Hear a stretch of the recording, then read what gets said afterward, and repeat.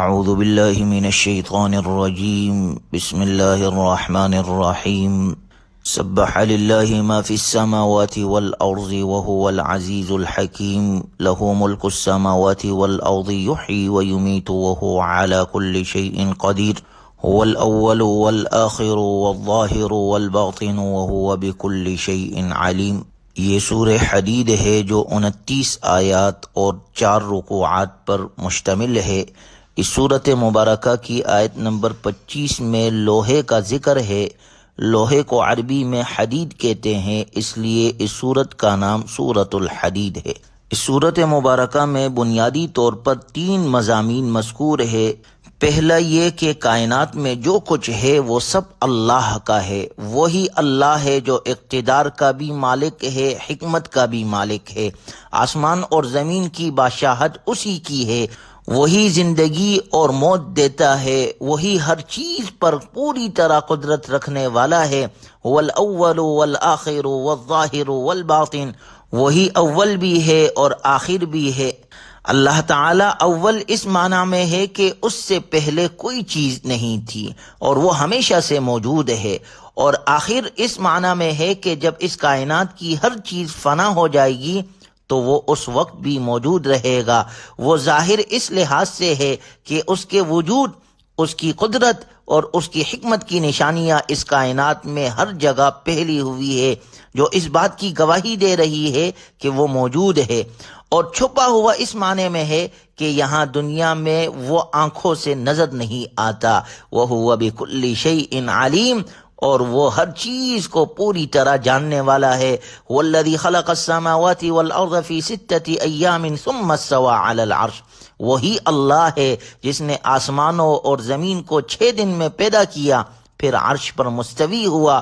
يَعْلَمُ مَا يَلِجُ فِي الْأَرْضِ وَمَا يَخْرُجُ مِنْهَا وَمَا يَنزِلُ مِنَ السَّمَاءِ وَمَا يَعْرُجُ فِيهَا، وہی اللہ ہے جو ہر اس چیز کو جانتا ہے جو زمین میں داخل ہوتی ہے اور جو اس سے نکلتی ہے، اور ہر اس چیز کو جو آسمان سے اترتی ہے اور جو اس میں چڑھتی ہے۔ وَهُوَ مَعَكُمْ أَيْنَمَا كُنْتُمْ وَاللَّهُ بِمَا تَعْمَلُونَ بَصِيرٌ، اور تم جہاں کہیں ہو وہ تمہارے ساتھ ہے، اور جو کام بھی تم کرتے ہو اللہ اس کو دیکھتا ہے۔ لَهُ مُلْكُ السَّمَاوَاتِ وَالْأَرْضِ، آسمانوں اور زمین کی بادشاہت اسی کی ہے۔ وَإِلَى اللَّهِ تُرْجَعُ الْأُمُورُ، اور تمام معاملات اللہ ہی کی طرف لوٹائے جاتے ہیں۔ يُولِجُ اللَّيْلَ فِي النَّهَارِ وَيُولِجُ النَّهَارَ فِي اللَّيْلِ، وہ رات کو دن میں داخل کر دیتا ہے اور دن کو رات میں داخل کر دیتا ہے۔ وَهُوَ عَلِيمٌ بِذَاتِ الصُّدُورِ، اور وہ سینوں میں چھپی ہوئی باتوں کو خوب جانتا ہے۔ اللہ تعالی ہر چیز کا خالق اور مالک ہے۔ کائنات کی ہر چیز اس کی حمد اور تسبیح بیان کرتی ہے۔ انسان اور حیوان، شجر اور حجر، جن اور فرشتے، جمادات اور نباتات، سب کے سب زبان حال اور زبان قال سے اس کی عظمت اور کبریائی کا اقرار کرتے ہیں۔ اس لیے اگلی آیت میں اللہ تعالیٰ کا ارشاد ہے، آمنوا باللہ ورسولہ وانفقوا مما جعلکم مستخلفین فیہ، اللہ اور اس کے رسول پر ایمان لاؤ، اور جس مال میں اللہ تعالیٰ نے تمہیں قائم مقام بنایا ہے اس میں سے اللہ تعالیٰ کے راستے میں خرچ کرو۔ ان آیات مبارکہ سے سورت کا دوسرا مضمون بیان ہوا ہے، اور وہ یہ ہے کہ اللہ اور اس کے رسول صلی اللہ علیہ وسلم پر ایمان لانے اور دین کی سربلندی کے لیے مال اور جان قربان کر دینے کا حکم دیا گیا ہے۔ انفاق فی سبیل اللہ کی ترغیب دیتے ہوئے فرمایا گیا ہے، وَمَا لَكُمْ أَلَّا تُنْفِقُوا فِي سَبِيلِ اللَّهِ وَلِلَّهِ مِيرَاثُ السَّمَاوَاتِ وَالْأَرْضِ، تمہیں کیا ہو گیا ہے کہ جو تم اللہ کی راہ میں خرچ نہیں کرتے؟ حقیقت میں تو آسمانوں اور زمینوں کی میراث کا مالک اللہ ہی ہے، لہٰذا اپنے مال میں سے اللہ کے راستے میں خرچ کرو۔ وَأَنفِقُوا مِمَّا جَعَلَكُم مُّسْتَخْلَفِينَ فِيهِ، اللہ کا ارشاد ہے جس مال میں اللہ نے تمہیں قائم مقام بنایا ہے اس میں سے اللہ کے راستے میں خرچ کرو۔ مال و دولت میں انسان کو قائم مقام بنانے سے 2 عظیم حقیقتوں کی طرف اشارہ فرمایا گیا ہے۔ ایک یہ کہ مال و دولت خواہ کسی قسم کا ہو، اصل میں وہ اللہ تعالیٰ کی ملکیت ہے، کیونکہ اسی اللہ نے اس کو پیدا فرمایا ہے۔ البتہ اس نے انسان کو اس کی ضروریات پوری کرنے کے لیے عطا فرمایا ہے، اس لیے انسان اس کی ملکیت میں اللہ تعالیٰ کا قائم مقام ہے، اور جب وہ قائم مقام ہے تو اس پر لازم ہے کہ وہ اسے اللہ تعالی ہی کی مرضی اور اس کے حکم کے مطابق خرچ کرے۔ اور دوسری حقیقت یہ ہے کہ ہر انسان جو دولت کماتا ہے وہ اس سے پہلے کسی اور کے قبضے میں تھی، اور اب خریداری، تحفے یا میراث وغیرہ کے ذریعے سے اس کے پاس آ گئی ہے۔ اس لحاظ سے وہ اپنے سے پہلے مالک کا قائم مقام یا جانشین ہے۔ اس سے یہ اشارہ فرمایا جا رہا ہے کہ جس طرح یہ دولت تم سے پہلے مالک کے پاس ہمیشہ نہیں رہی بلکہ تمہارے پاس منتقل ہو گئی، اسی طرح یہ تمہارے پاس بھی ہمیشہ نہیں رہے گی بلکہ کسی اور کے پاس چلی جائے گی، اور جب اسے ہمیشہ تمہارے پاس نہیں رہنا، کسی نہ کسی کے پاس جانا ہے، تو تمہاری خوش نصیبی یہ ہے کہ اس کو ان لوگوں کی طرف منتقل کرو جنہیں دینے کا اللہ نے حکم دیا ہے، لہذا اپنے مال میں سے خرچ کرو۔ فالذین آمنوا منکم وانفقوا لهم اجر کبیر، سو جو لوگ تم میں سے ایمان لائے اور خرچ کرے ان کے لیے بڑا ثواب ہے۔ من ذا الذی یقرض اللہ قرضا حسنا فیضاعفہ له وله اجر کریم، کون ہے جو اللہ کو قرض دے، اچھا قرض جس کے نتیجے میں اللہ تعالیٰ اسے دینے کے لیے کئی گنا بڑھا دے، اور ایسے شخص کو بڑا باعزت اجر ملے گا۔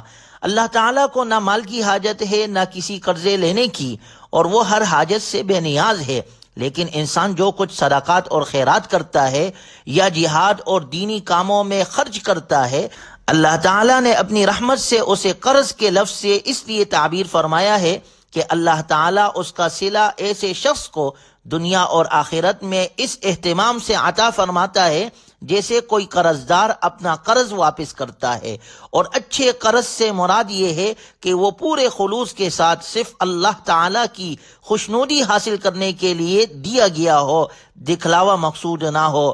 گویا جو اللہ کے راہ میں اپنا مال خرچ کرے گا اللہ اسے دگنا بھی عطا کرے گا اور اسے اجر و ثواب بھی ملے گا۔ اگلے رکوع میں اللہ تعالیٰ نے مؤمنین کا ذکر کیا ہے، یوم تری المؤمنین والمؤمنات یسعی نورہم بین ایدیہم وبایمانہم، اس دن جب تم مومن مردوں اور مومن عورتوں کو دیکھو گے کہ ان کا نور ان کے سامنے اور ان کے دائیں جانب دوڑ رہا ہوگا۔ اس سے مراد وہ وقت ہے جب تمام لوگ پل صراط سے گزر رہے ہوں گے اور وہاں ہر انسان کا ایمان اس کے سامنے نور بن کر اسے راستہ دکھائے گا، تو ان ایمان والوں سے کہا جائے گا بشراکم اليوم جنات تجری من تحتها الانہار خالدین فیہا، آج تمہیں خوشخبری ہے ان باغات کی جن کے نیچے نہریں بہتی ہے، جن میں تم ہمیشہ ہمیشہ رہو گے۔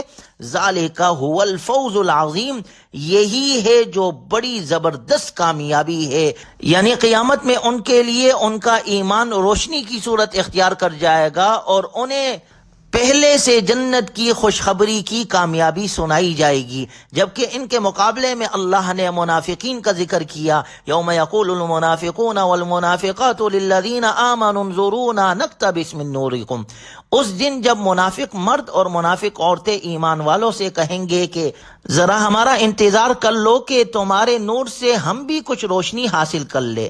منافق لوگ چونکہ دنیا میں اپنے آپ کو مسلمان ظاہر کرتے تھے، اس لیے شروع میں وہ آخرت میں بھی مسلمانوں کے ساتھ لگ جائیں گے، لیکن جب حقیقی مسلمان تیزی سے آگے نکل جائیں گے تو ان کے ساتھ وہ نور بھی آگے بڑھ جائے گا اور منافق لوگ اندھیرے میں پیچھے رہ جائیں گے۔ اس وقت وہ اپنے ظاہری طور پر مسلمان ہونے کا حوالہ دیں گے کہ آگے جانے والے مسلمانوں کو آوازیں دیں گے ذرا ہمارا انتظار کر لو تاکہ تمہارے نور سے ہم بھی فائدہ اٹھا سکے۔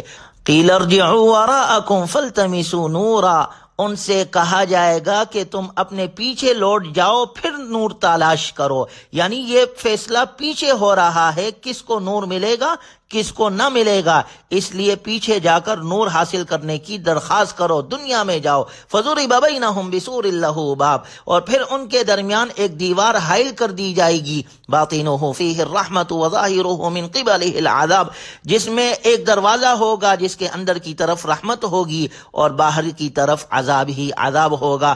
وہ منافقین مومنوں سے کہیں گے کیا ہم تمہارے ساتھ نہیں تھے؟ مومن کہیں گے تم تو تھے لیکن تمہیں فتنے میں ڈالنے والے شیطان نے فتنے میں ڈال دیا تھا، لہٰذا آج عذاب کا مزہ چکھو، اور آج کے دن کسی سے کوئی فدیہ نہیں لیا جائے گا۔